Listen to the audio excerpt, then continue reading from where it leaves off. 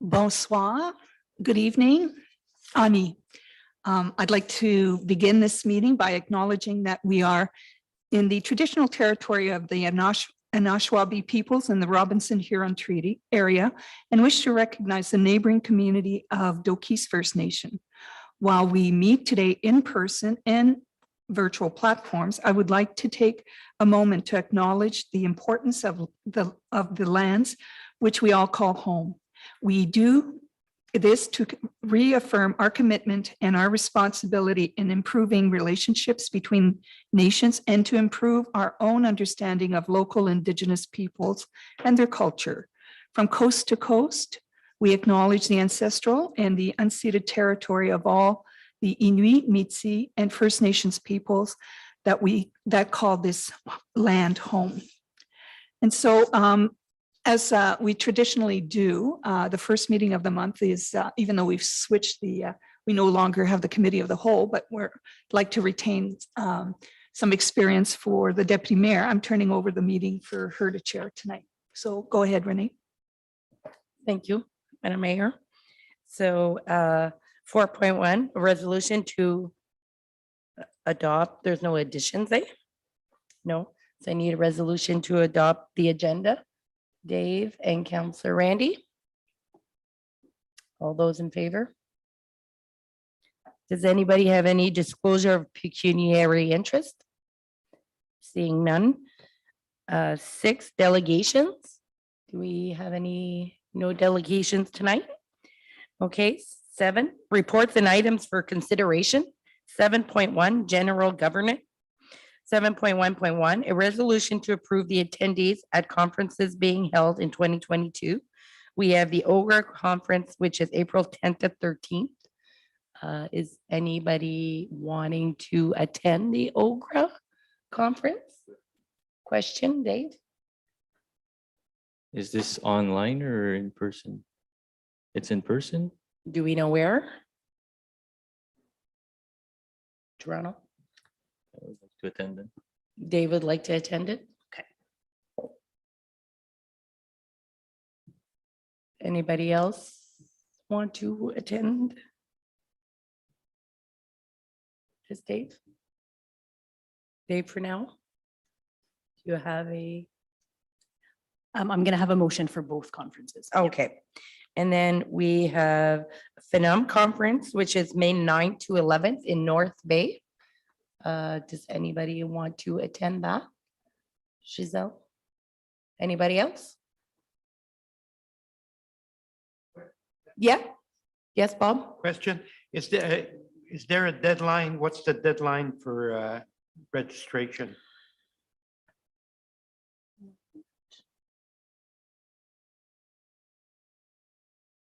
Yes. If you're interested, Bob, but don't know if you can really make it because we're approving it tonight, you can always back out at the end. I probably can't make it, but Okay. Yeah, that's your dock season, right? if something Start. comes up, I just want to know the deadline, if it had to be. So through you, Madam Chair, so the early bird package or the early bird prices is prior to April 8th. But there's no deadline. I don't see any deadlines to register. It's just there's a certain period of time where no refunds will be done. I believe it's the same date on April 8th. Okay, thank you.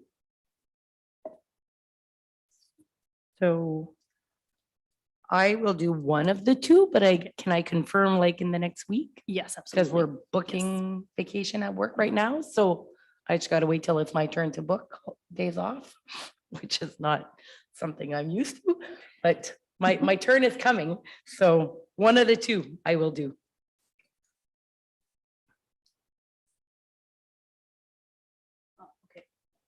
It was just pointed out to me that the deadline for FINUM is April 26th. Okay. So I'm going to keep your name on, and then by that time I can prompt to ask if you still want to attend. Or if you want to attend, whatever. No? Okay. Okay, that's fine. Perfect.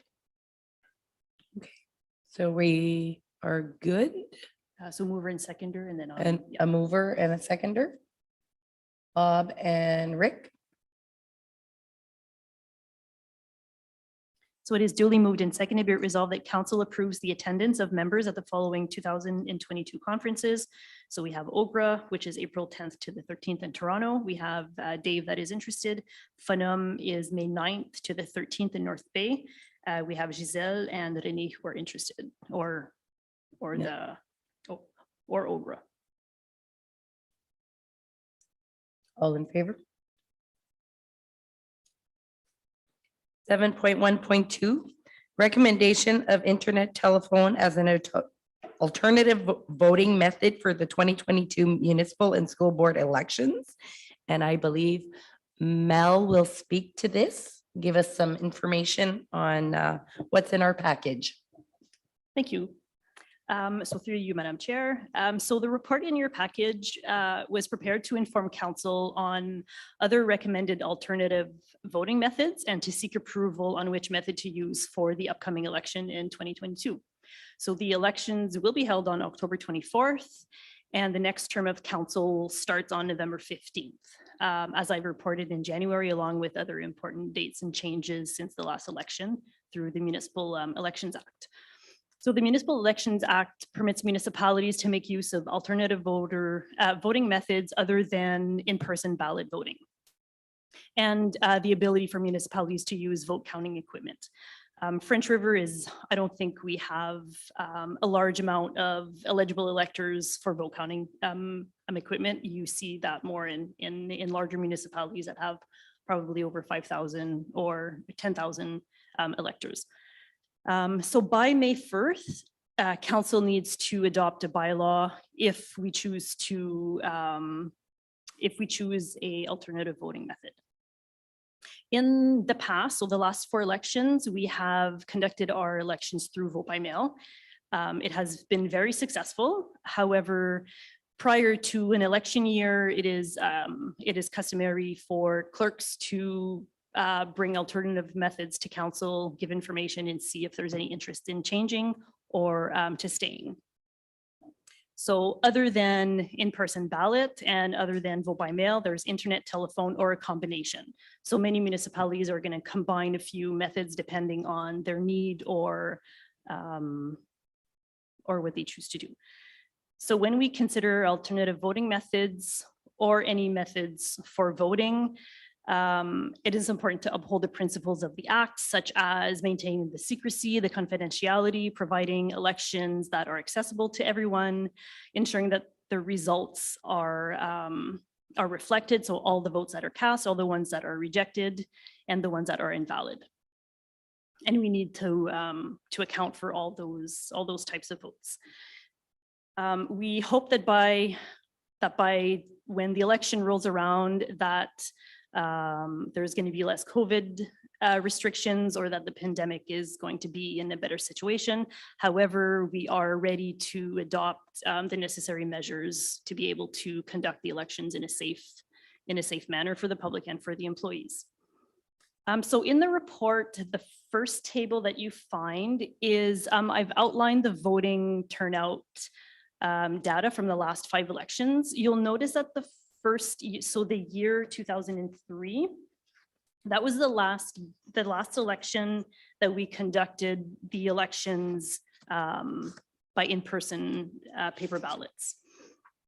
So that year we had a 47% turnout. You'll notice that following the 4 next elections, we held them using vote by mail, and our voting turnout has increased and has maintained that increase compared to Ontario municipalities or municipalities across Ontario. So the voting turnout is still very low across the province. If ever you're interested in seeing other statistics on voting, I've added the link there. It's really interesting for me anyway. So one aspect that for French River that I always consider, or that I find important, is to recommend to council to adopt a method that is convenient to all our voters. In French River, it's been consistent throughout elections that a little over 50% that we have non-residents. So it's important to have a voting method that is convenient for everybody. So the next tables are highlights the differences between vote by mail, internet voting, and telephone voting. I'm not going to go through them. Maybe I can. So the biggest differences, of course, is with internet and telephone, everything is virtual. Vote by mail, we send out a voting kit, a paper voting kit, and electors have to follow the instructions on filling their ballots, and they have to return it. Internet and telephone is you send them a voting kit that provides the instructions to go to a website or to telephone, and you have a PIN. And once you access, so it's hard to distinguish. So it's all going to depend on which that if council chooses telephone and internet and telephone, there's going to be further instructions depending on which provider that we choose. But with all the providers, the elector is provided with a PIN, and when you access whatever system, you have to enter or you have to give your date of birth, which is private to you. There's no other communication that the municipality provides that we give your date of birth. That is, you are the only one who knows that. So that's where the secrecy comes in, or the the secrecy of the vote. So that's one of the biggest differences between how the elector gets access to the voting method. I'm just going through to see if there's anything else. If there's any questions after, or as I'm reporting, please just interrupt me. Yes. Thank you, through you, Madam Chair. I have just one question, like if are we picking between just one of the options, or can we have like in-person and phone and internet? Or what's the idea? Those are choices that municipalities can make. You can have in person and you can have telephone. So you give the choice for persons to come in person or to vote by telephone or internet. Okay. So that is a choice also. It's not the one that I'm recommending though, because the reasons why we're recommending telephone and internet is to give more access and for the logistics and for the effectiveness of the vote and the vote counting. If you do in-person voting, you need to count those ballots in person. So that is the aspect that I find that is a disadvantage for us, because it takes longer for the vote and you need more staff. But so I can get more into that after. Okay, I just think maybe we'd get more people voting if we had a couple different options. Maybe. Mhm. Mayor Peugeot? Even with the internet, one of the things that can be done is for the office to set up a booth for people to come. Because I know some people like to come and just, and with the internet, if we have a booth where people can come in and get some help. Yeah. I think it'll do the same thing as if you're marking your X on a piece of paper. Councillor Richard? Through you, Madam Chair, thanks. So one of the questions I had is whatever option we have, we use, there can always be like a voting booth here in the building, right? As a means for those that don't have access that I might want to use it, right?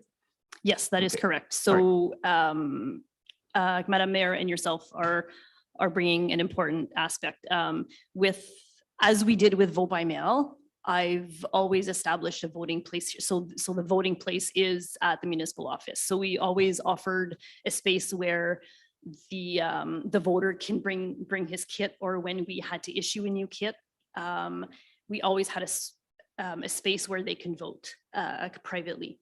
So the same thing, if we choose to go telephone or internet, we will have a space available to them with a device that they can vote either by internet. Okay. And there's a few other options also that I'm thinking throughout the municipality where we could establish further voting places. Okay, so then the choice of the option of coming here would still not be an X about putting an X on a ballot. They would just be using the system, but Yes. in-house, and we could show them how to Yes. use it. Okay, that's fine. Mhm. So two other questions. The The percentage of voters so we look at throughout the years, 47, 53, 62. Do we know what allocation of that 52% represents of people that are out of town as opposed to here? Do we have that stat, or is that available to us? Yes, that is available. So would you have an idea of what that would be? I could probably get that number Okay. from the election from Just 2018. just Yeah, curious. no, it's a Um, good, And the other question I have is that by implementing the internet telephone option, this probably becomes a little bit cheaper in the sense that there's not a return mail cost for the mailing ballot, correct? yes. So the ultimate cost, so the overall cost, I've received,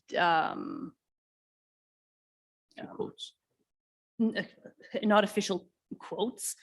But with what I've figured out to date is that either the cost is going to be the same or it will be slightly higher. Okay. However, like the cost of the method is a bit higher, but then the logistics and the printing, the mail-in, the return ballots is less expensive. Okay. And the staff time also. Yeah, so I mean, in my opinion, I would soon go with an internet telephone option. It's much easier. I mean, at some point in time, almost all of us are on the computer at some time. Then trying to fill out an envelope and having to put that envelope in the mail and you either forget or anything like that. So I think it's the best option in my opinion. Thank you. So if you, Just to follow up on that, if one thing COVID has taught people is if you want to go to a restaurant, you have to access your QR code, and the only way to do that is through the internet. And people who don't have the ability or the equipment to do it found someone to help them. And I think with the internet voting, the same thing could apply there, because it wouldn't be the first time they use the internet to get something official. So I think some of those barriers are probably not as severe as they used to be. yeah, that's a great point. Just a few things that I'd like to mention. As much as I've enjoyed vote by mail for the last elections, there's a few disadvantages that I've found throughout the elections. As much as the instructions are clear and they're simple, in every election they've been improved. They've taken our input on improving them, on wording. There's still a lot of confusion. It is a lot of steps to do certain envelopes. So to secure or to ensure the confidentiality, the ballot has to be in a certain envelope, that has to be sealed, that envelope has to be in another envelope and with the instructions. So it has caused a lot of confusion. And there's many rejected ballots. So in 2006, we had about 108 votes that we couldn't count. As the years went by and as people got accustomed to the method, the rejected ballots were less, but it's still, so in the last election, we had 30 ballots that we couldn't count. And the thing is with vote by mail is by the time we get the voting kit, they would have an opportunity to vote again because the other ballot is rejected. So it's like they did not vote. So they have another opportunity to vote. But by the time that we could give them notice, either they live out of town, we can't mail them another kit in time and they can't return it back in time. So the timing is constrictive for that. So that is one thing that I think that with telephone and internet is going to improve. There's no spoiled ballots, because when you phone or when you go on the internet, it prompts you on voting and it doesn't allow you to continue unless your vote is complete, let's say. So a lot of ballots we did return after the vote was done. So there's always, I would say, an average of maybe 30 kits that we would receive after the vote is done. So those are kits, those are votes that we didn't have a chance to count. As the voting list is an ongoing document, is a living document, people move in, people move out. There's a lot of spoiled kits that are no longer good, or some who wish to be added to the list, they live out of town. We don't have time to mail them a kit. So it doesn't give the ability to vote with telephone or voting. We can send them the PIN and their access code by mail, but then they get it right away and they can vote right away instead of returning it. We did receive a few complaints during the last election or during the last ones that because of the mailing, it has tight deadlines for the campaign period for the candidates. By the time we mail in the ballots, some candidates haven't had time to send their promotional poster or whatever. So a lot of people have voted before that they can be given the time to receive the flyers. So as some of you have mentioned, there's many advantages also to vote by mail and to telephone. But some of them that I'd like to highlight is, of course, the convenience with both. The efficiency, like we were saying, it reduces printing, reduces paper, the return postage fees. There's a lot of administrative logistics with vote by mail with the kits, less staff time for counting, faster results, of course. The results are, there's some municipalities, for example, Killarney went with internet telephone last election. They had their count by maybe 10 minutes after 8. So that's very nice. So I talked a bit about budget. So usually our elections cost about 17,000. So so the estimate is pretty much the same. Al, if I can stop you a minute, Dave Yeah. has a question. Sure. Thank you, Madam Chair. Does any of these options change like the timeline in which the time that you can vote? Yes. So with vote by mail, you can start voting as soon as you get your kit. You can drop it off at the voting place or you can mail it. With telephone and voting, usually it's 10 days prior to, so that's what they call the advance voting, is usually 10 days prior to voting day. Okay. So it allows, so there's still a time where candidates know that nobody has voted. With the vote by mail kit, you don't really know. So, but when by mail, where is like, could you receive it like 20 days earlier or usually what's the, Depending- I don't remember on timing. so it's approximately the same probably or no, close? I remember because I used to come here to, the nice thing about voting by mail is for the candidates was that whenever they opened the envelope and they would let you know what, who voted. They didn't tell you what they voted, but that way candidates could cross off the people so that they know they've already voted. They don't know how they voted, so they're not campaigning, knocking doors at people that have already voted, so they could focus on the non-votes. So that's one thing. So one thing with telephone and internet is that the list is, so all the candidates usually have access to a certain portal and you can see live as people have voted. So, I'm happy. yeah.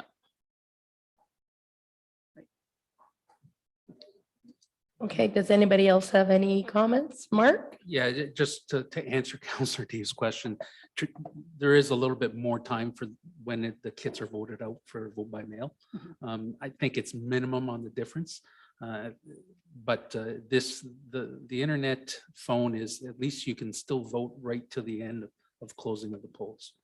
While if you can still do the same vote by mail, but if you're from out of town and you haven't got your vote in the mail at least 7 to 10 days ahead of time, there's chances that we don't receive the ballot in time. So are we saying that the voting period, you could vote 10, 9, 8, 7, 6, 5, 4? So it's not just one day of voting, you're actually voting 10 days Yes. prior to the polls are open for 10 days. So it's similar to vote by mail. I can verify with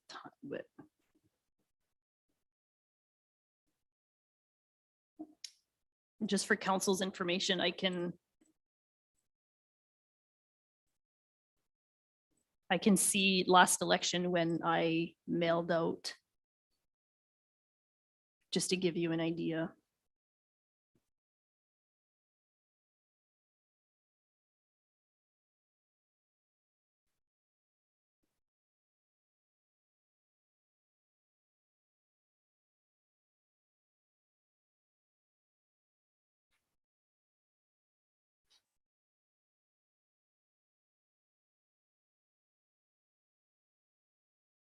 He's got it. Okay. So, So this evening I did prepare both options.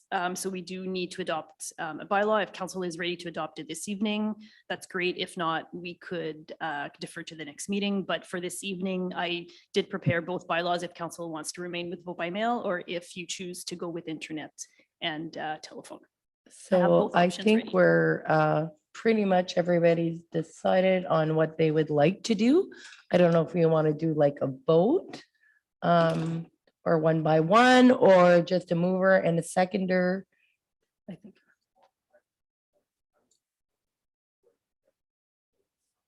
Okay, do we have a seconder? Counselor Dave? All in favor of the internet voting method? So I think that is the Perfect. one we So will I'll- go with. So I'm just going to read the motion. Okay, So duly moved and seconded, be resolved that bylaw 2022-04 being a bylaw relating to the 2022 municipal and school board elections. So this bylaw determines language used in forms, notices, and the election, and the use of the alternative voting method, telephone and internet voting, be read a first, second, and third time and finally passed. all in favor? Okay, so we will continue on to 7.1.3, which is the restricted acts, lame duck delegation of authority provisions. And I believe Mel will speak to this again. Thank you. So I did provide council with an information report relating to the lame duck position. I don't think I need to go through the report. I think it's very straightforward. But if there are questions, I'm ready to answer them. Does anybody have any questions for Mel about the lame duck and the way it works? No? Okay, seeing none, we have a resolution for this? No. Nope, Just an none, just information. Okay, so we will continue on to 7.1.4. A resolution to appoint a public member to the Environmental Advisory Committee. I need a mover and a seconder. Counselor Randy and Counselor Bob. It is duly moved and seconded. Be it resolved that council appoints Tim Doherty as a public member to the Environmental Advisory Committee for the remainder of the council term. So this is to fill a vacancy. Okay, all in favor? Okay, we will continue on. 7.2 finances. I don't believe we have any. 7.3 public works. Nothing there either for tonight. 7.4 recreation community nil. 7.5 emergency and protection services nil. 7.6 building planning and development. We have 7.6.1 short-term rentals, and I believe our building officer, Andrea, will speak about she has a report for us on short-term rentals, but we will not be making any decisions. It's just, she will just speak about the short-term rentals. Good evening, Andrea. Hello, everyone. Thank you. Good evening. Short-term rentals. I have been promising over the last few months that I would be bringing information to council. And that is really what this report is for, to let council know the state of the way things are on the ground at the moment, at least how we know it and how we've seen it over the last couple of years. Short-term rentals do exist in our area. I believe they've existed for quite a while, but anecdotally, at least, we seem to be finding that there are a lot more short-term rentals in our area. And over the last year, we started to receive complaints to the bylaw department. No official complaints in the municipality of French River, but we did receive a few from other municipalities that we cover, or that this SEBS covers. So to go from not hearing about these at all to all of a sudden having complaints, it did, you know, make us realize that there was something to address. These issues have been coming north over the last few years. Back in 2019, there were reports put out by Blue Mountain that were looking into putting licensing programs in place for short-term rentals. And at that time, we felt like it was way in the future and something that we could eventually address. But I think that COVID has really obviously increased our area as far as people visiting, and also changed the way people are using their properties. We're seeing a lot more inquiries about whether short-term rentals are allowed because people are looking to purchase properties specifically for rentals.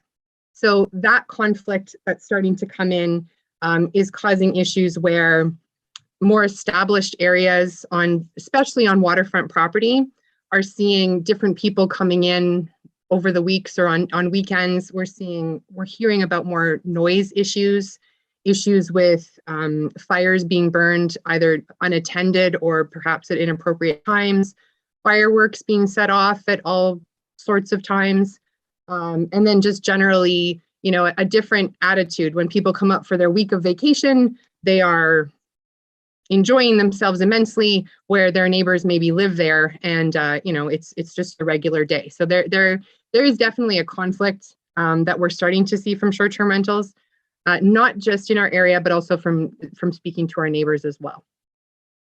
That being said, this report was put together to give you an idea of what we're looking at, and also to give you an idea of what the current laws state. So our laws right now, our zoning bylaw doesn't refer to short-term rentals. Our zoning bylaw was written in 2014, and if short-term rentals existed, it wasn't enough to list them as a permitted use, or anyone felt that it needed to be addressed at the time. There are options for people to rent out their properties on residential property without rezoning or becoming a commercial property. We have allowances for bed and breakfasts, which are defined in the report. And there's also allowances for tourist establishments, which tend to be more for rural properties, which we're also seeing people look to make allowances there. So some rural properties where smaller cabins are being placed on the properties, so people have access to trails and snowshoe trails and ski trails, and we are seeing some applications for that kind of use as well.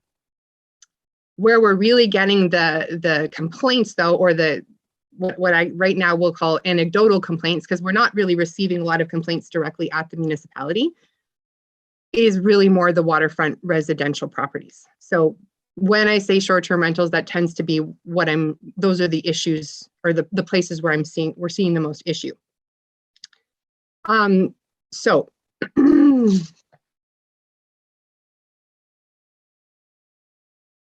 because they aren't addressed in the zoning bylaw, they're technically not allowed.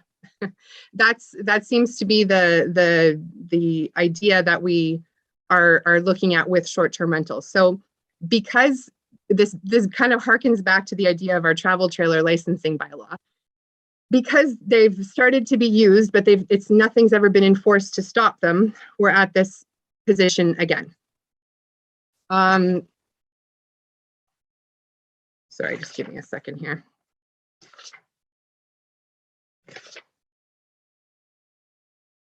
So to move forward, we need to hear from council, number one, whether we will support the idea of short-term rentals in the area, or whether we will not support the idea of short-term rentals in the area. And if we do support them, how do we want them to be supported? You'll see there's quite a few examples at the end of the report for how other municipalities are moving into licensing programs.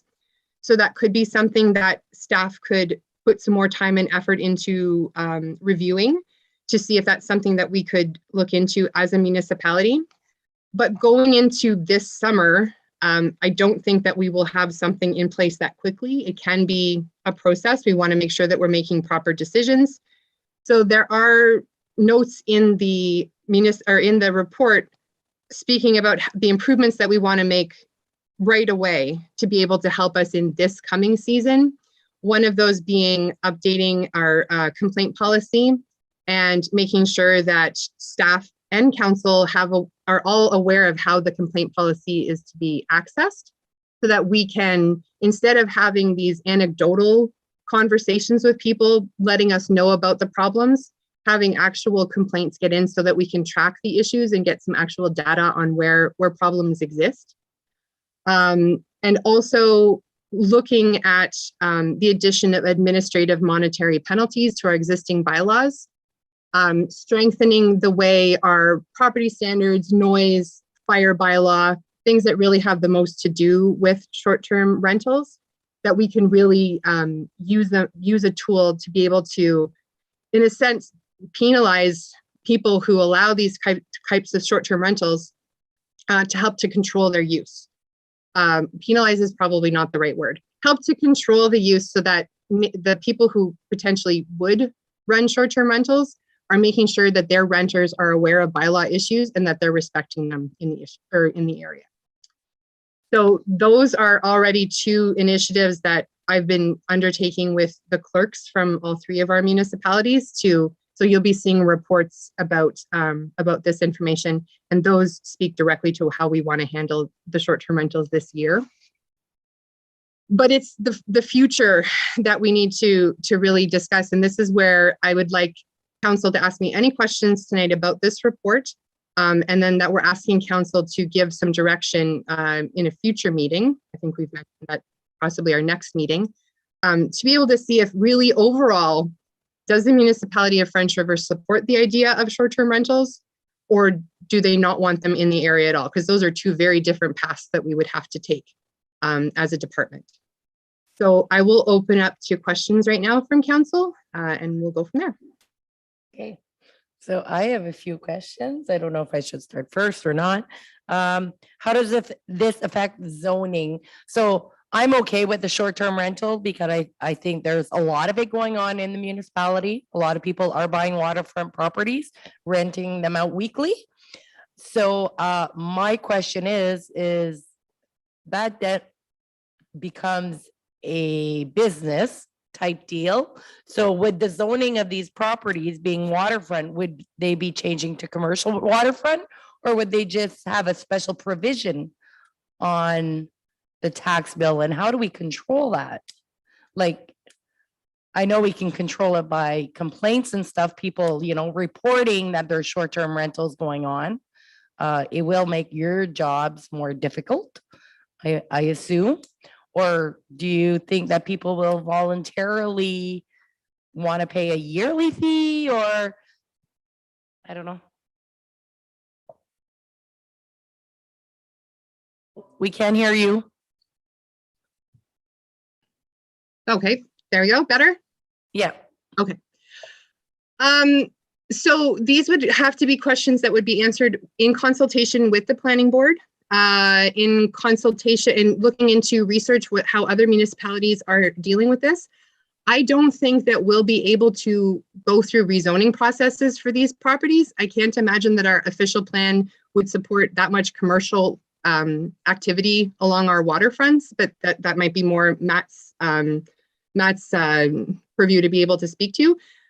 I think it would be because waterfront residential properties do allow home industries. They allow bed and breakfast establishments, which are already a commercial use without being zoned commercial. So to me, as an enforcement officer, and also looking to safety, to me, knowing where they are would be an advantage. Whether it is an additional tax that we collect, it would help with enforcement to know where everything is. It would help with enforcement because we can educate the people who are getting the licenses on exactly what they're getting into and making sure that their renters know what the rules are. And it would also help us that if we had the ability to pull a license from someone who wasn't following the rules, then we have some control over some control over people who just decide to flout the rules. We could say, okay, we've given you your license, you're allowed to under these rules, but if you start pushing it, we can pull it. So it gives us another tool. Do So- we have? No, Do we have a fee on bed and breakfasts, or there's no fee associated with bed and breakfasts either? No. Because those are short-term rentals. I mean, they're nightly rentals, right? It's true, but I think that the idea behind allowing the bed and breakfast establishment is that the people who own the property are there. So you have that oversight from the owner who knows the neighborhood. They're not going to let them party till 3 a.m. because they got to deal with their neighbors. So I and also just, hi, I see Matt popping up. I know, like, we don't have a business licensing program for any businesses in the municipality. So, this license would be separate from those types of uses. Okay, I believe Counselor Dave and then Counselor Richard. Thank you, Madam Chair. Basically, my question was the exact same as what you had, but just to add a little bit to that is I do support, in a way, the short-term rentals, as I think tourism is very important, but I don't like the fact that there's an unfair advantage to existing tourism places where they pay commercial tax and they pay for all this. So I think there needs to be something to make it more fair. That's my opinion. Matt, are you looking to say something or? You're If I good? may, Okay, so what's unique about short-term rentals and what Andrea kind of explained earlier, the key is 30 days or less. 30 days or less is what kind of dictates what the definition of a short-term rental is at a time.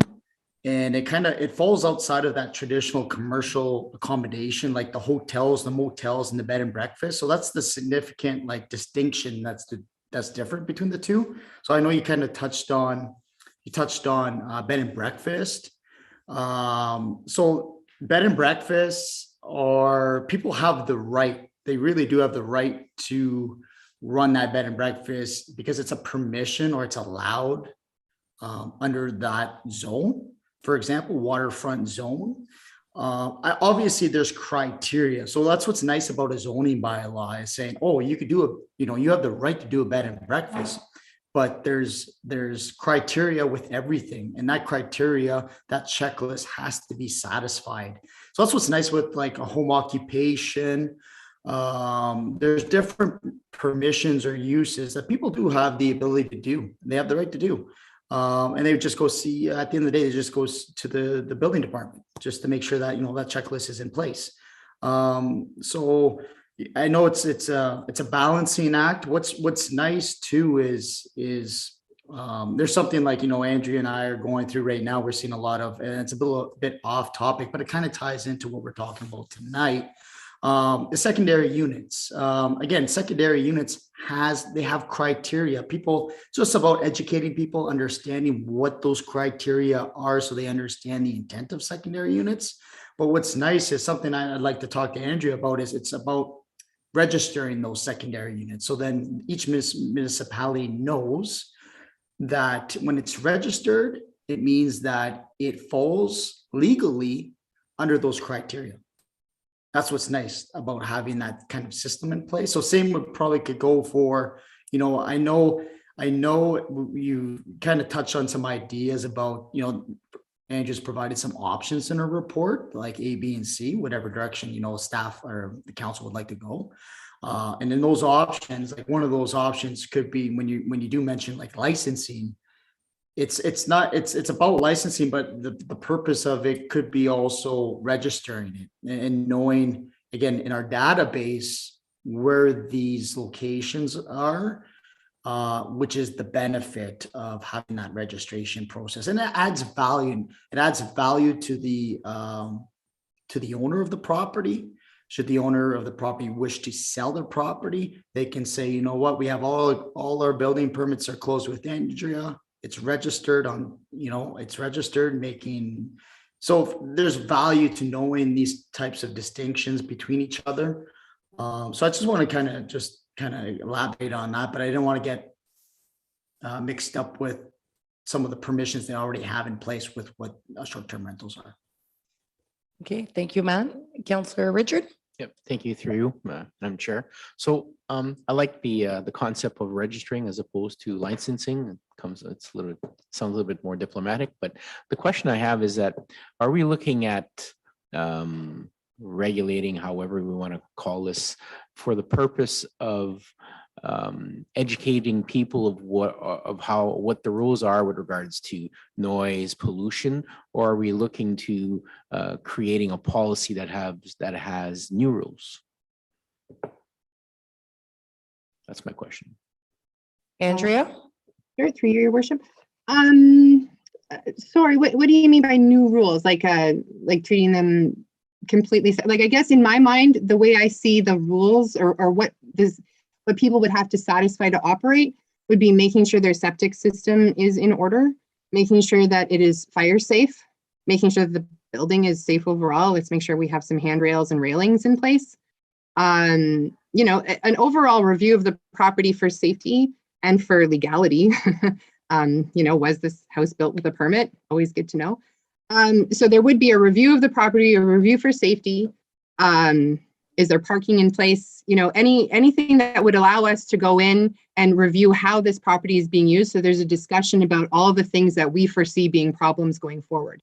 In addition to, here are the top 5 bylaws that we have seen problems with when people come to visit our area.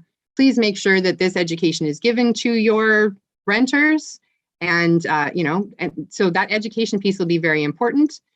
Finally, just the fact that we know where they are will allow us to perhaps drop in and just make sure that things are running smoothly. So I think it would be more just the education and use of all the laws that we already have in place, in my opinion.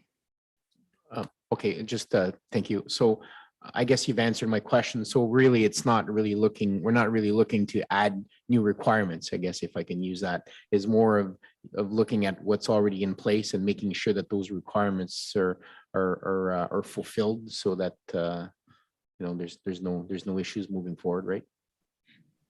That's from an enforcement standpoint, that's how I see it being the most useful. Okay, thank you. Okay, Mayor Peugeot?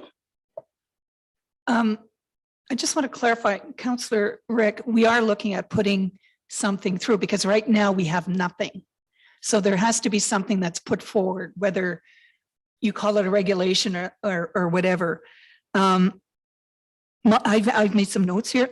My opinion, I'm not a big fan of Airbnbs because that's what they are. Airbnbs or short term, because exactly what Councillor Dave said, it hurts our other commercial people that are in tourism. However, I'm also a realist and I know they're here and they're probably here to stay. So for me, I would like to see something where they are fully registered with the municipality and that there is a yearly licensing fee.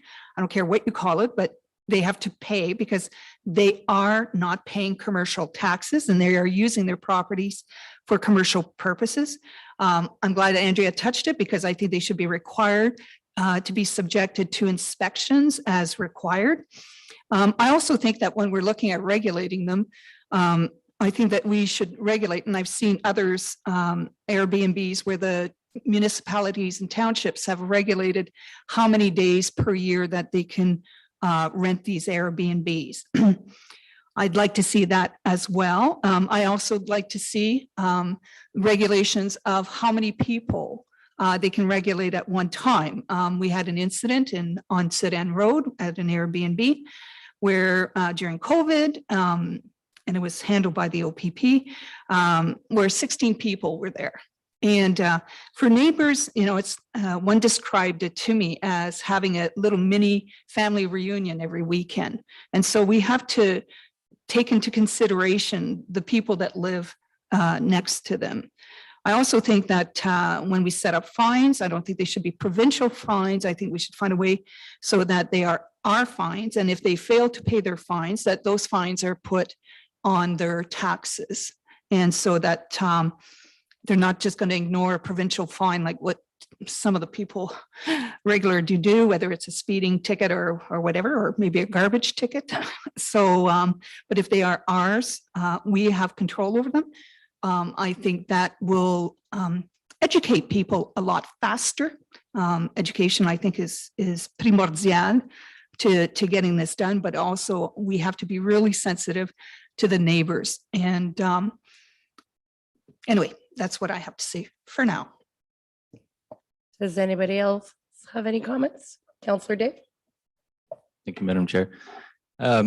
Madam Mayor already mentioned this about the occupancy. I think the occupancy is a big thing for the licensing and for, first of all, the septics have to be acceptable for the amount of people. I know of one cottage, not the same road as you're mentioning. To me, it looks like a 3 or 4 bedroom at the most cottage. And the neighbors were complaining to me about having 14 people in the weekend. So for one, the septic can't handle that. For two, there's also the garbage thing. When you're paying your taxes, you're paying taxes for one household. If you're having 14 people in that cottage, there's a lot more garbage. So I think that needs to be accounted for in this registration or licensing, however you want to call it. But it also has to be inspected to see how many people can actually be there safely and to meet the standards. You. Counselor Dean, I thought you were kind of quiet. Well, I've been listening to the conversation with some interest. We're almost 30 years since we were in the tourist business, but when at one time in the tourist business, licensing was done by the province. I don't think it is anymore. At least I don't remember when we were still in business and we were paying any provincial license for our tourist operation. I don't know whether municipalities are empowered to license tourist operations. And if they are, I would think that there's also then going to be some requirements for some rules and then standards and the upkeep of those, that sort of thing, which is going to start costing money. It's interesting that in our business, when we were in our regular commercial business, it was a full-fledged, a full-service kind of tourist operation. After we sold, we had a property that was adjoining our home property. It was the next property that we've owned for years and years. And we fixed the cottage up and just to pay the cost of the taxes and insurance and that sort of thing, we started renting it. But we were renting it under supervision. I mean, we took reservations. We knew who was going to be there and how long they were going to be there. We were charging them a lot of money to be there for a week. Usually it was a minimum, and some were there for longer than that. But and we oversaw their departure. We oversaw the arrivals of new people, and all the rules that were required were explained to people as they came. Well, that's one kind of rental, but it was on-site rentals by the owners. It wasn't like Airbnb or some of these other people that buy a building somewhere and then start renting it and maybe have never put much time or put their feet in their own building. They get somebody to do the maintenance every time the party changes, and that's about it. But there's no doubt about what Dave is saying is that if we're going to allow rentals like that, then we are really impinging on the operations of the housekeeping establishments. And I'm talking about the kind of tourist camps that have full cooking facilities and so forth in the cabins where people are living in there, as opposed to the kind of operation that we had, or this Cranes operation up on Woolsey Bay, where it's a full service dining room and everything. But I think that we need to give some thought to how we go about this. Licensing is never a kind of a popular thing, but if we do go licensing or even registration, then it goes along with some supervision. There's no use doing that and then just saying, well, you're on your own. And then you start checking in to see what the heck's happening and paying attention to whether they're obeying the rules that are come with the licensing. I mean, it's a whole different ballgame. My brother that lives not very far from me, and he's got an Airbnb place right beside him. And the property was purchased for only that purpose. The people that own the property are hardly ever there. I mean, there is a couple of buildings on the site, but they're hardly ever there. And these people just come and go. I don't know who does the maintenance or who cleans the place or anything like, but I guess they must have a service that takes care of that, whoever owns the property. But it's indicative of what can and may happen more and more with people if they see an opportunity to make money. But people renting and left to themselves without knowing what our bylaws and rules are in the municipality are not going to follow anything. So it's just that simple. You know, they'll come and party and they'll bring as many people as they think they can fit in or are willing to help pay for the bill. But it's a different thing when it's a site that's being rented by somebody who's on site and renting it, knowing who's going to be there and what they're doing and making sure they understand all the rules and what their neighbors want and so forth. So I'll leave it at that. It's not an easy thing to come to grips with. We'll have to give a lot of thought to this. Counselor Randy? Did you have yep, go ahead. Dean's mic still on. Through you, Madam Chair. I just think, again, you know, I believe too, we should be regulating these in our community. They're quite prolific. I know on my road, I have 3. I get regular complaints from Heritage River Road from 2 that are quite raucous.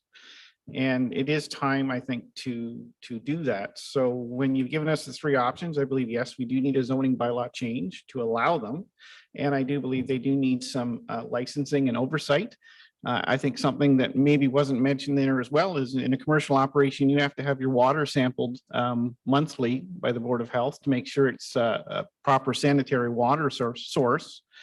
And again, that's something that they will have to probably conform to as well. I believe that these septic systems can't handle the load of the people that are being placed in these places, and the people are jamming large parties in because the cost is so high to rent these places. I know the one across the street from me goes for $1,900 a week.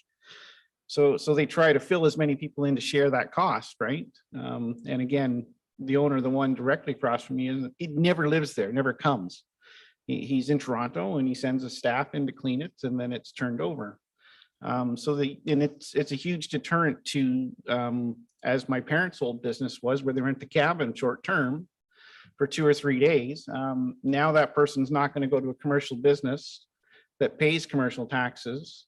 They're going to go to this Airbnb and then the owner takes the money back to Toronto. So I would be in favor of option 3 and then bring the licensing to the table and we'll talk about the amendments and what needs to be done to tailor to the community. But we definitely need to move forward in some way. Thank you, Madam Chair.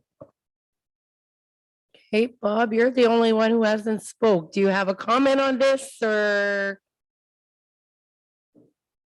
Thank you, Madam Chair. Yes, I have a few comments and all good points. But that the main thing, I don't really like them, but I'm realistic. They're here to stay. So I think we have to take a good look.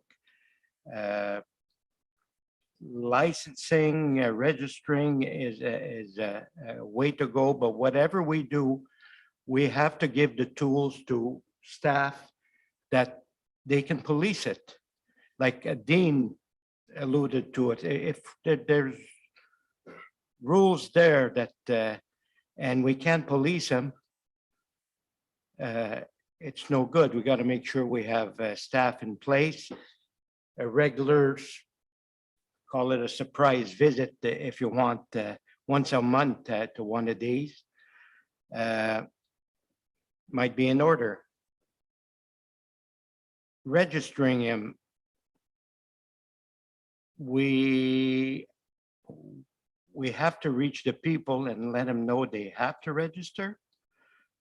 Some might just say, hey, if I can get away with it with so many months, so many years, so be it. We have to make sure that we have a good plan. I think Andrea's on the right track and giving us examples from Tiny Township and other townships there to give us good ideas. But they're not going away. And we have to address it. And for now, those are my thoughts. Thank you. So I think, Andrea, we're pretty much all on the same page. I think we all believe that we do have to do something about it. I don't know if that helps you out and gives you direction on what it is we want. I saw you taking lots of notes. So I guess you have your work cut out, because we do think this is an issue in our municipality. And like Bob says, they're here to stay. I also think that it ties in with a little bit with the trailer bylaw and I think they all kind of tie in together. And I think down the road, we'll probably be looking at, tiny homes and, that kind of stuff in the future, because that's on its way. So I think it's probably, I don't know if you have enough direction to keep working on this and come back to us. Go ahead. Thank you through you. I feel like I do. I don't feel like there's much dissent. So, and I have presented to Municipality of Killarney and St. Charles as well. All of them basically supporting the idea, looking for ways to move forward. So I think I can go forward with this. I will just, because I've heard the word come up a couple of times, complaints. We do have a fairly robust complaint policy even now in the municipality of French River. And if we can direct people to look at their complaints as helping us to identify where the problems are, it would help my department. I know, the more complaints we get, yes, the more work we will have, but then I'll have better data to work with. I'll know where these issues are. I can't promise everyone that this will all be settled this summer. This has really come on us in the last year, like so many other things. But if we don't know that there's issues, we can't react to them. So I do hope if council has any questions on how to let people know about our complaint policy, please let us know. We'll be bringing forward some more information, even just for staff. The idea of, people are afraid to complain. They don't want to put their name to a complaint. If we can just convince people that this is important information that helps us make decisions, I think then maybe people would be encouraged to let us know about problems that they see.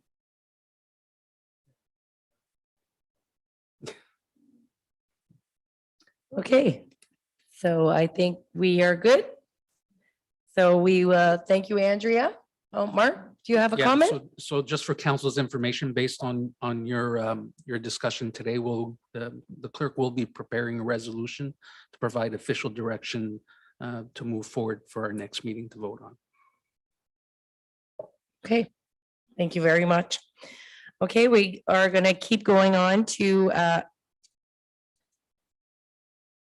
8.1, correspondence joint and several liability call to action. I believe, Mark, are you speaking to this? I could. You could. Somebody's got it. Thank you, Madam Chair. As you recall from our last meeting, we received a fairly lengthy presentation from our insurance broker, and as we found out, and as many municipalities and non-for-profit organizations and people across Ontario are finding out that their insurance premiums are constantly rising. Our insurance premiums over the last 5 years have increased by $86,000. AMO has been working on this file since 2018, and specifically on joint and several liability. Basically, if the municipality is part of a lawsuit or an action and is found to be 1% liable, most of the time, because the other proponents are capped out at their insurance, the municipalities end up paying a majority of the payout of the liability. So the provinces, where the municipalities and AMO are trying to convince the provincial government to revise the system. There was a link in the document with the 7 recommendations from AMO that were provided. And basically what they're asking, as of January, they sent out communications to municipality reinforcing that each individual municipality passed the resolution that was attached to your agenda, asking the province to move on these 7 recommendations and to work with the Attorney General, AMO, and the committee to try to resolve and cap certain ideas and to deal with the premiums that are soaring across the province. As you were informed by our insurance broker, there's no relief in sight. This is going to be ongoing for the next couple of years. So as you'll find out tomorrow during our budget deliberations, that there was a significant increase this year in our insurance of about $34,000, $35,000. So in short, you have all the information in your packages. If there's any questions, I'll do the best of my ability, but I think it's fairly self-explanatory. For those who didn't have an opportunity to open up the files to show what the 7 recommendations are, I did print some hard copies for you if you wish. I have them here. Thank you, Madam Chair. Thank you. Everybody's okay? No questions for Mark? Okay, we'll keep going on. 8.2. Oh, We need, sorry. we need to pass a resolution, please. We need a mover, Richard and Bob.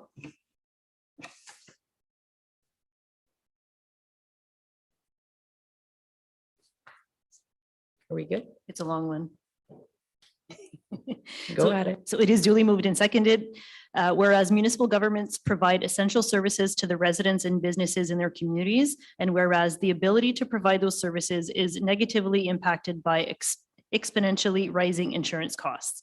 And whereas one driver of rising insurance costs is the legal principle of joint and several liability, which assigns disproportionate liabilities to municipalities for an incident relative to their responsibility for it. And whereas the government of Ontario has the authority and responsibility for the legal framework of joint and several liability. And whereas the Premier of Ontario committed to review the issue in 2018 with a view to helping municipal governments manage their risks and costs. And whereas the Association of Municipalities of Ontario on behalf of municipal governments has provided recommendations to align municipal liability with a proportionate responsibility for incidents and capping awards. Now therefore be it resolved that the municipality of French River does hereby support AMO's recommendations. And further be it resolved that the municipality of French River does hereby call on the Attorney General of Ontario to work with municipal governments to put forward a plan of action to address joint and several liability before the end of the government's current term so that municipalities can continue to offer high quality service to their communities. All in favor?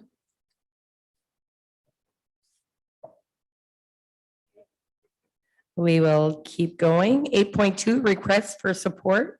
Alternative model for the Manitoulin Subway District Services Board appointment for formula. And I believe Councillor Richard will speak on this Thank you for subject. you. So the DSAB is a pretty complex, I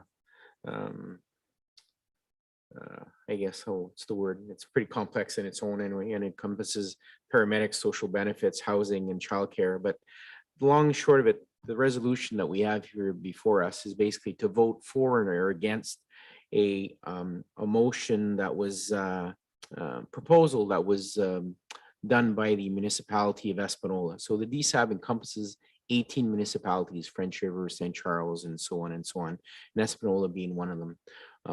The largest population, the largest municipality is Espanola, and the ones that pay the highest amount is Espanola and French River. There's almost very little difference. So we pay almost $1.2 million per year. So this is, the insurance premium is expensive. This one is 10 times more expensive or 5 times more expensive. It's very expensive. So the thing is that the way this was done, I believe it goes back to about 2004. There was a rule that was, or legislation that was created or a formula that was done basically calculating how much every municipality pays, and of course it's based on the impact values, and with the municipality of French River having a lot of high properties, then our impact is very high. We have half the population of Espanola, and maybe the income level of the people living in Espanola is much higher than they are here in general, because they have a lot more workers working at the mill making large amounts, but that's not in the calculation. That's more of a sideline. Anyway, for some reason, Espanola decided that they were arbitrarily or unilaterally gonna make a lawsuit against the DSAB. It wasn't even, as far as I'm concerned, it wasn't even brought to the table. They just decided they were gonna do a lawsuit because they weren't happy with it. So this has been going on for about over a year now. And then with COVID, things have been dragging on. So they hired this company, which is the report that's here. It's called MTE. And they've got different proposals, and what they want is basically they want the calculations of the amounts that every municipality is paying recalculated. And of course, if you're going to do a report like that, it's going to be to your advantage, right? So a little bit of sarcasm there, sorry. So at the end of the day, Espanola would be saving about $57,000, and the municipality that would be paying the most or losing out was, raise my hand, is French River. So we'd be paying an extra $9,000 a year. So, I mean, 9,000 on 1.2 million maybe is not that much, but the principle of it is that it gets much more complex. So what we need to vote on tonight is that DSAB has asked every municipality to bring this to council so that they can vote and decide if we're okay with this new table. We accept that we're going to pay an extra $9,000. I say no. And every other municipality will have to do the same. And they're asking to get that done before February 22nd so that the lawyer that was hired by the DSAB can actually prepare his legal defense by March 14th. So we're not asking to calculate a new formula. We're just voting on this. So either we accept this or we reject this. I suspect you're going to get 16 votes against, and maybe definitely one, but probably two that are going to be voting for it. And then that basically gives, what's the word? Ammunition, that's not the right word, but I mean, some support to the DSAB in order to for the lawyer in order to bring this to court and defend it. It's very complex. It's trying to calculate the formula is almost impossible. The thing is that legislation, when this was created many years ago, legislation said, okay, there is a formula and that's it. And of course, the formula hasn't been revisited in a long period of time, but nobody has ever complained of the 18 municipalities, as far as I'm concerned. I haven't heard that anybody's ever complained before, and now they are. But of course, they're saving $57,000 a year. So over 10 years, it's $500,000. So it's pretty significant, but it's not. It's not fair for all municipalities. And in fact, because this will go to court, the one thing that could be the judge can say is that, you know, we throw this out of the court. Or we revisit the rules, but the rules says that the legislation does not say that this formula has to be revisited. So if this goes ahead, chances are that we'd have to redo this formula each and every year. That's crazy. So my recommendation to this is that we just vote against this and let the lawyer figure it out moving forward. And this will probably linger for years. And unfortunately, the DSAB has to pay a lawyer in order to get this done. And I know what we spent so far, and it's pretty significant, and they haven't even gone to court yet. So anyway, that's I don't know if there's any questions, but Any comments, Madam Mayor? Just a comment. I certainly don't support Espanola and their quest to save money on our backs, considering that French River pays the largest amount. And we are only granted 3/4 of a representative on DSAB board, I think is insulting. A few years ago, when I became mayor, one of the first things I did, because I thought that French River should have a permanent representative, I suggested to Espanola that on the off year that we don't have a rep, that they give up one of their reps. Well, I think hell would have frozen over before they gave up, you know, a quarter of a rep. So I say we don't support this. I think this is outrageous, actually. So whatever you need. through you, just like to add to that, the unfortunate, and I share your I've had this discussion many times at the board meetings, and unfortunately, the apportionment isn't part of the formula because it's the apportionment is based on population, whereas the cost that we pay is based on impact. They're two different things. However, there is a committee being created this year because the calculation is revisited every 10 years, and it happens to be 2022, and I'm on the committee. And I mean, not to say that it's going to make any changes, but my recommendation would be that every municipality gets at least one vote, not a quarter of a vote, 3/4 of a vote, get one vote. And if, Espanola wants to have 2 votes because of population, all right, I get it. It's just like any election. If there's 10,000 people, you've got 10,000 people voting. And if you've got only 2,500, so be it. So I get that. But to not being able to have a full vote is not okay. But that's not part of the resolution, but it's sort of a bitter pill to swallow. So yes, thank you. Councillor Dean? I always thought just as bitter a pill to swallow was that the unorganized townships got 2 people on the board. And they don't directly pay taxes at all. The money comes from the province for the unorganized townships. So you kind of wonder why they're even on the board. And we have to share ours with the 4 municipalities. And that's always kind of rubbed me wrong too, but anyway. So I think we have a motion. So we need a mover and a seconder. So Councillor Dean and Councillor Bob. It's another long one. Oh, yes. Okay, what? Okay, it's another long one. So it is duly moved and seconded, whereas the corporation of the town of Espanola has commenced a legal proceeding against the Manitoulin Sudbury District Services Board respecting the board's current cost apportionment formula and is asking that the court set it aside. And whereas Espanola has proposed that a new formula be established to replace the current formula with the proposed formula, being the formula proposed in the report from Municipal Tax Equity Consultants, Inc., dated December 20th, 2021, and as shown in table 3 of the report. Whereas DSAB staff have reviewed tables 4 and 5 in the aforementioned report, and while there is no intention to return to the default formula, staff are of the view that such tables do not represent the default formula as they contain payments in lieu.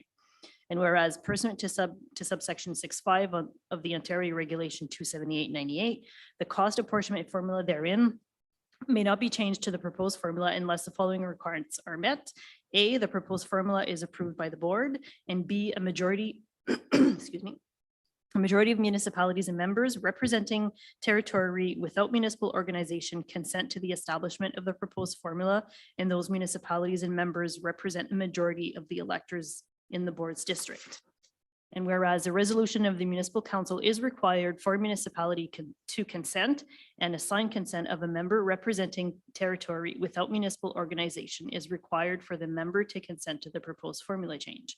And whereas in light of the current legal proceeding, it is appropriate and advisable before the board considers the matter further to first determine whether a majority of the member municipalities representing a majority of the electors of those member municipalities and TUMOS, which is the unorganized territories, consent to a change in the formula from the current formula to the proposed formula. Now therefore be it resolved that the municipality of French River does not consent to a change in the cost apportionment formula from the current formula to the proposed formula, shown in table 3 of the Municipal Tax Equity Consultants, Inc., dated December 20th, 2021 for the year 2023, provided that the legal proceedings is satisfactorily resolved. No. All in favor? Pass. You should have just said, we do not I know. support it. That's it. That's not that easy. We all know. Yeah. All right, and I believe we now have the consent agenda. So I need a mover and a seconder, Councillor Randy and Councillor Richard. It is duly moved and seconded that council approves the items in the consent agenda under sections 9 and 4 and receives the items under section 9.2. All in favor? Okay, am I giving you back the rest of the meeting or am I good to go? You're doing just fine. You Okay. you can 10. wrap it up. Then I won't have anything to sign. I can go home. Items separated from the consent agenda to allow debate, there is none. 11, notices of motion, none. 12, announcements and inquiries. Does anybody have any announcements to make? Mayor Pajot? Just to remind people that the Rapids are starting over again. So there's games this weekend. I think there's one on Friday and on Saturday. And of course, you have to be double vaccinated. The only other question that's I've been getting is when can the seniors start having their lunches again? And I keep telling them it won't be for a while yet. So if you get questions from your seniors, the luncheons are not starting over for a while. Okay, thank you. Counselor Randy?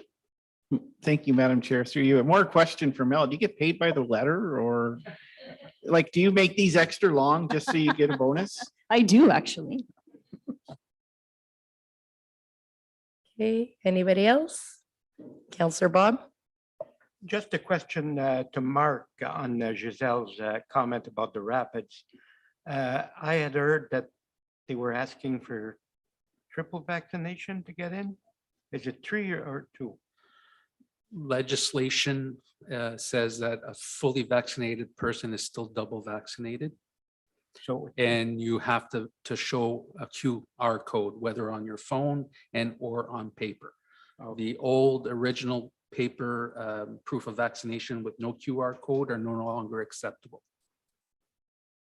okay, thank you. Counselor Dean?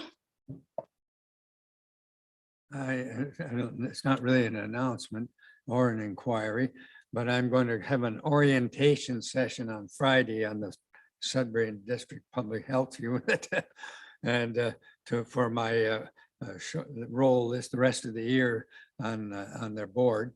But more importantly, I noticed, and I was looking at some stuff today, that we got a pretty good increase in our assessment raise. Outrageous increase. $8,600 more, what I make it out to be. That represents 7%. Yeah, So we've had 10%. How much more the last 3 years? How much did we figure over 3 years? 20. So it started with a 5 and then a 3 and then a 7, I think it was. Yeah, so it's quite significant. And in regards to it, the Board of Health had a $19 million reserve this year on hand. They provided no programming to the public as a result of COVID. Only COVID funding, only COVID programs were basically distributed and 100% covered by the province. They pulled ahead a $2 million as a result surplus for not having provided programs. So taking away with a $21 million bank account, they rose the board voted 7-4, I believe, in favor of a 7% hike this year on the backs of the Sudbury, the members of the Sudbury Council. So it was unnecessary this year, and Dr. Sutcliffe continues to push that any measure needed to support the Board of Health, regardless of what it does to the taxpayer, is important. So I don't agree with her position, and I hope, Dean, you can continue to push back against her. well, it'll be interesting when I get to know a little bit more. They went through the usual routine. They've done our budgeting and have an increase of a little over 2%, I think, in their total budget. But I'm not sure just how that related to how they divided up what that amount, that 2%, what it amounts to among the different municipalities. But we can sure see what they did with us. And it does seem to be a little bit out of line. On the other hand, the city of Sudbury is paying a lot of money too. But they get a permanent place on the board.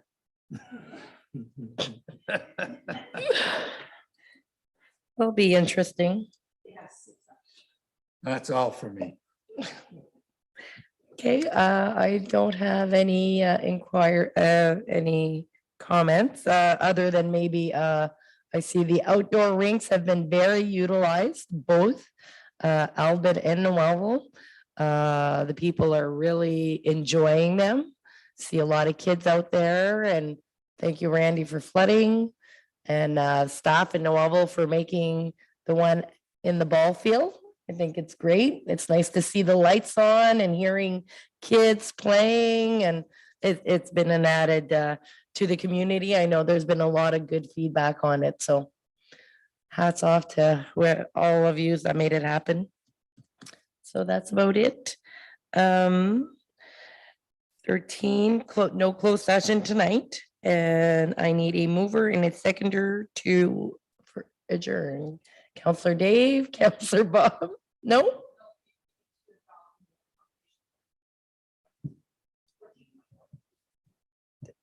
A resolution to adopt the confirmation bylaw. I never make it that far, right? So this is something new. So a mover, Counselor Randy, and a seconder, Mayor Peugeot. It is duly moved and seconded. Be resolved that bylaw 2022-05 being a bylaw to confirm the proceeding of council of French River at a meeting held February 2nd be read a first, second, and third time and finally passed. All in favor? And a resolution to adjourn. All in favor, Dean and Dave?